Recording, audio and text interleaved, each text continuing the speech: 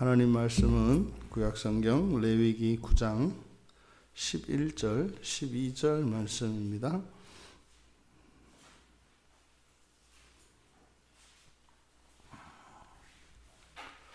우리 같이 한 목소리로 함께 읽겠습니다. 너희는 도둑질하지 말며 속이지 말며 서로 거짓말하지 말며 너희는 내 이름으로 거짓 맹세함으로 내 하나님의 이름을 욕되게 하지 말라. 나는 여호와이니라. 아멘. 먼저 우리들이 십계명을 이제 사람들 사이에 주신 이제 두 번째 돌판에 있는 이제 십계명, 우리 사람들 사이에 지켜야 할 계명들입니다. 그래서 이 계명의 중요한 목적 중에 하나가 이제 권리입니다. 그래서 뭐 하지 마라라고 하는 것은 다른 사람들로 하여금 나의 권리가 침해받지 않도록 하려고 하는 보호 조치가 먼저 그 첫 번째 목적입니다.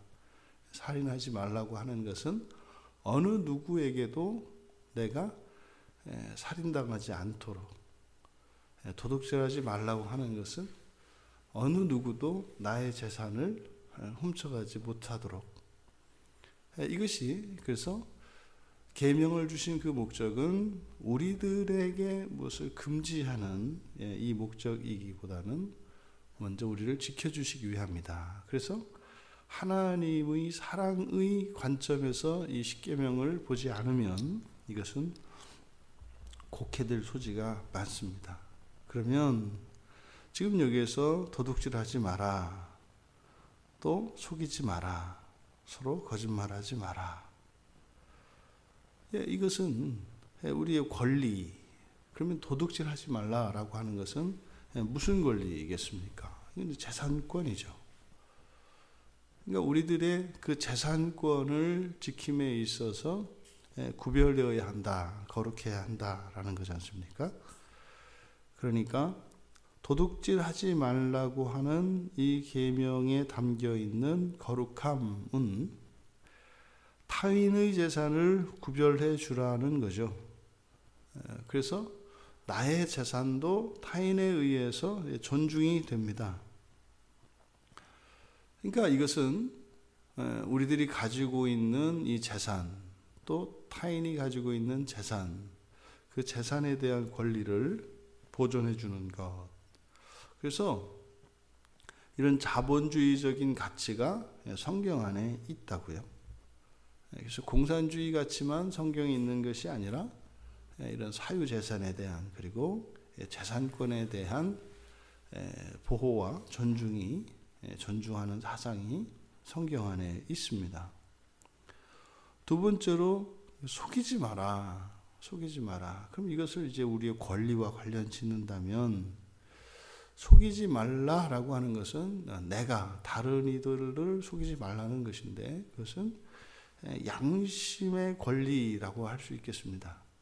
내 양심을 지키라는 것입니다. 그러니까 양심이 나의 것입니다만, 이 양심은 우리가 의무적인 차원에서 속이지 말라라고 할 수 있습니다. 속이는 행위는 나쁜 것이기 때문에. 근데 나의 양심의 입장에서 보았을 때, 양심은 내 안에 있는 또 다른 이런 죄성에 대해서 권리를 보호하는 거죠. 내 양심의 권리를 보장하라. 양심을 속이는 것은 양심을 깨는 것이기 때문입니다. 그래서 양심은 마음이지 않습니까? 그러니까 결국 이 마음이 무너지면, 이 마음의 권리가 박탈되면, 그러면 죄의 공격에 완전히 무방비한 상태가 됩니다. 그러니까 사람의 양심이 무너지게 되면 죄에 대해서 둔감하게 되고 친화적이 되어 갑니다. 그러면 단지 이 속이는 행위 하나로 그치는 것이 아니라 그로 인한 피해는 어마어마하게 큽니다. 그래서 자기 자신을 속이지 않는 자신의 양심의 권리를 이렇게 구별하지 않으면 그로 인해서 2차, 3차, 4차 엄청난 피해가 있기 때문에 양심을 지켜줘라 라고 하는 겁니다. 세 번째로 서로 거짓말하지 말라. 서로 거짓말하지 마라. 이것은 이제 타인과의 관계 속에서 이제 거짓이 오가게 되면 사실은 상호 신뢰를 잃어버리게 되지 않습니까? 지금 여기서는 이 믿음을 또 우리의 권리로 생각해 볼 수 있을 것 같습니다. 우리는 다른 사람들에게 거짓말하지 말아야 합니다. 그런데 서로 거짓말하지 말아야 하는 이유는 우리의 상호 신뢰가 깨어지지 않기 위한 것입니다. 거짓말하지 않는 것 의무입니다. 그런데 또 하나 반대로 다른 사람을 믿을 수 있는 것, 서로가 서로를 믿을 수 있는 것, 이것은 굉장히 중요한 권리입니다. 우리가 믿을 수 있는 권리가 있습니다. 그냥 모든 사람들을 절대적으로 신뢰할 수 있는 권리가 있습니다.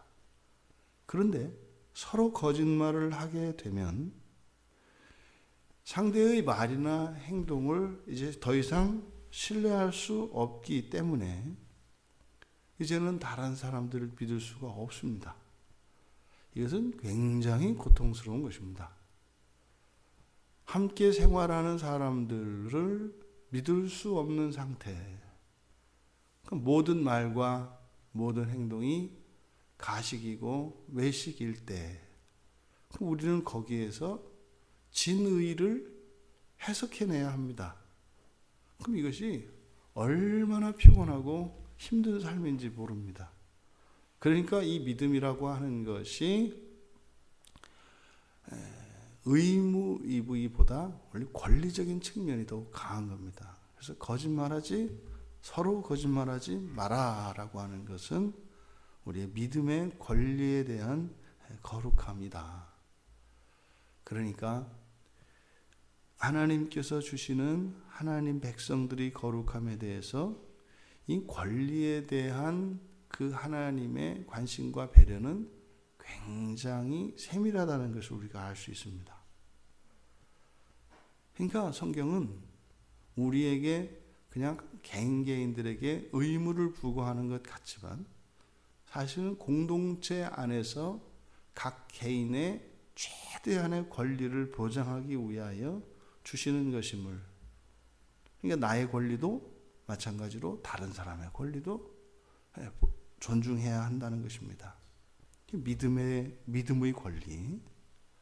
그런데 이제 재산권에 대한 그리고 양심의 권리 또 믿음의 권리에 대한 거룩함을 가르쳐 주시는 것, 충분히 이해가 됩니다.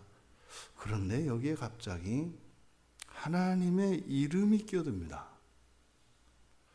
지금 이 문맥에 여기에 들어오는 것은 같은 묶음으로 놓은 거거든요.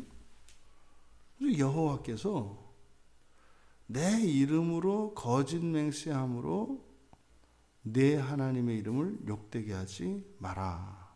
이건 무슨 말입니까?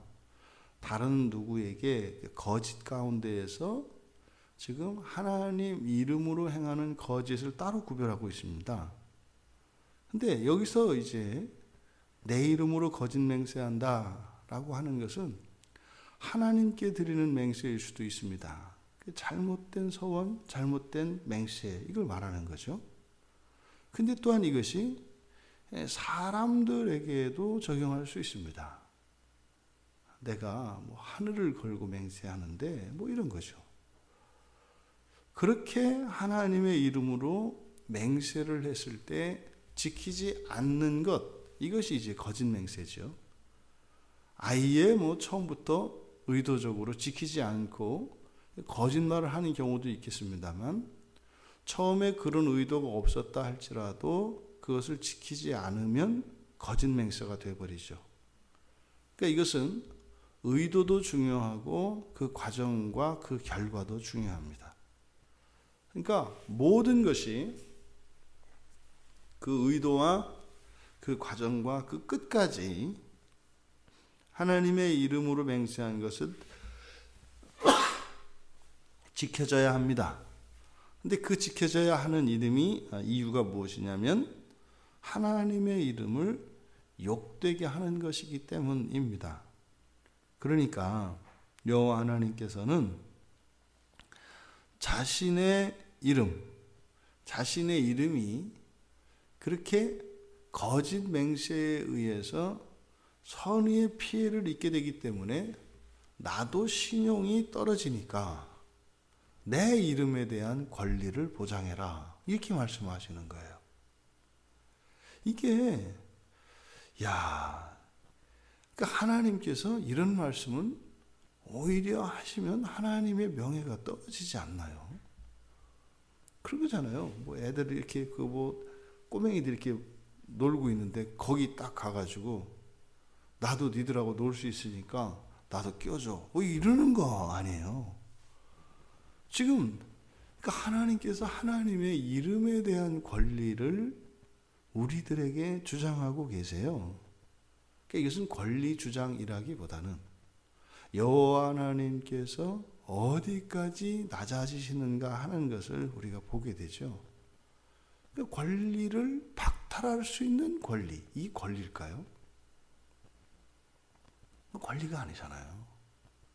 이게 사실은 이렇게 자신의 영광을 낮추시고 오히려 자신의 명예와 그 존귀함을 훼손하는 이것이 하나님께서 권리라고 말씀하시는 이것은 사실은 사랑의 다른 이름입니다. 내가 내 자식을 위하여 나의 기본적인 권리도 포기할 수 있는 권리. 이게 뭡니까? 사랑이죠. 그러니까 사랑은 의무가 아니라 권리라는 것을 보여주십니다. 낮아질 수 있는 권리.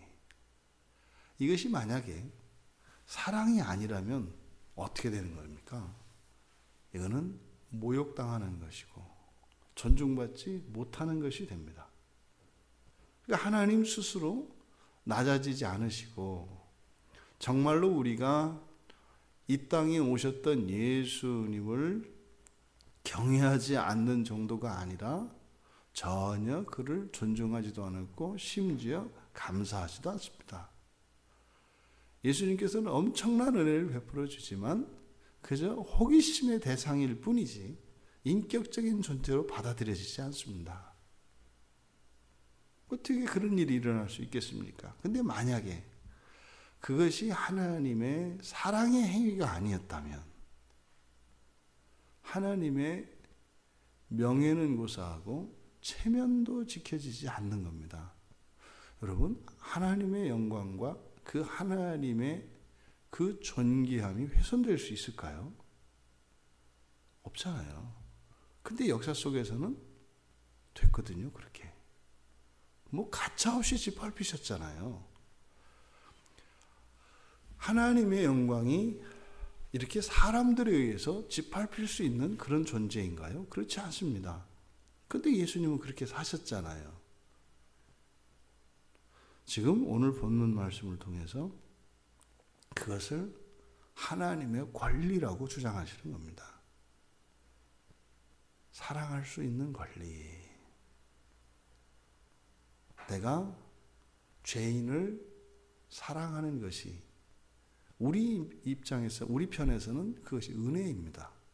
한량없는 은혜입니다. 감당할 수 없는 은혜입니다. 근데 그 하나님의 은혜가 하나님의 존귀함을 훼손해서는 안 됩니다. 그러니까 하나님이 사랑으로 그렇게 하신 것이기 때문에 오히려 사람이 하나님을 모욕할수록 하나님의 영광이 커지죠. 참, 이게 궤변 같은데 이게 역설입니다. 우리들이 범죄할 때 하나님의 영광이 가려지는 것이 아니라 하나님의 영광이 커져요. 그때 커지는 하나님의 영광의 속성은 사랑이죠. 우리가 하나님을 모욕할 때 하나님의 사랑은 더 높아지고 커집니다. 지금 하나님의 이름에 대한 이 거룩함을 통하여 한없이 낮아지시는 그것이 하나님의 권리로 주장됨으로써 하나님의 사랑을 보여주시는 것입니다. 이 얘기는 하나님의 겸손도 되겠습니다만 이런 재산과 양심과 믿음의 권리에 대한 이 거룩함의 기초가 무엇이어야 한다는 겁니까? 겸손과 사랑이라는 겁니다. 재산권을 존중해주고 자신의 양심을 지키고 서로가 절대적으로 신뢰할 수 있는 그런 믿음의 토대를 구축해 주는 것. 이 거룩함의 그 기초는 바로 사랑이라고 하는 것이죠. 예수님이 오셨을 때 우리들은 예수님의 권리를 존중하지 않았습니다. 이름은 고사하고 하나님의 신성의 모든 것, 그리고 하나님의 친절하심과 그 선하심조차 우리는 오히려 더럽히고 모욕했습니다. 그러니 지금 수천 년의 시간을 두고 이 땅에 오셨던 예수 그리스도 앞에 낮아지시는 권리라고 하는 명목으로 내보이셨던 그 사랑을 비웃고 훼손하고 모욕하였던 이스라엘 백성들의 모습을 통해서 오늘을 살고 있는 우리들에게서 과연 우리는 우리 주님의 권리를 존중하고 있는가? 상대방의 권리는 나의 의무가 됩니다.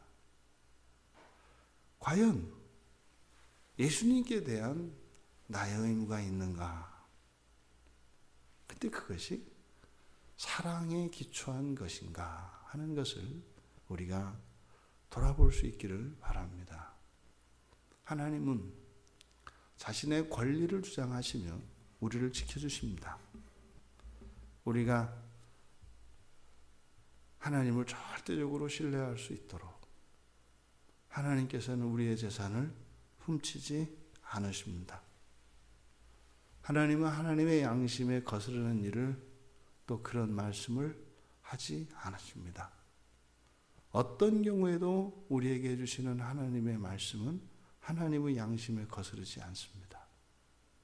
어떤 경우에도 하나님은 우리에게 거짓말하지 않으십니다.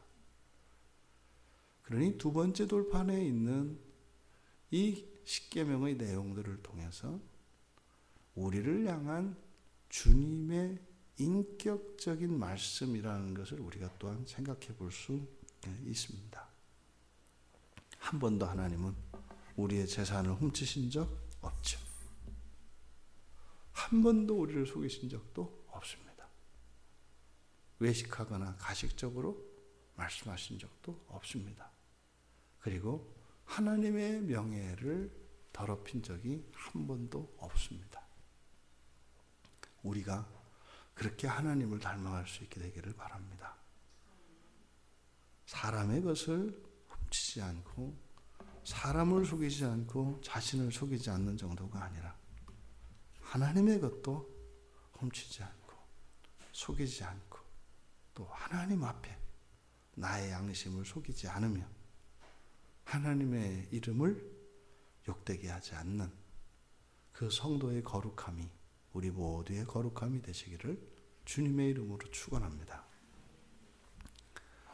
존귀하신 하나님, 오늘 말씀을 통하여 저희를 향하여 가지신 하나님의 마음이 어떠하신지를 저희들이 깨닫게 되었습니다. 하나님이 그리하신 것처럼 저희들 또한 하나님을 닮아 거룩한 자들 되게 하여 주시고 오늘 하루의 삶 속에서도 우리의 재산 또한 양심과 믿음에 대한 권리 또한 하나님의 이름에 대한 그 권리를 지키는 거룩한 날 되게 하옵소서. 예수님의 이름으로 기도하옵나이다.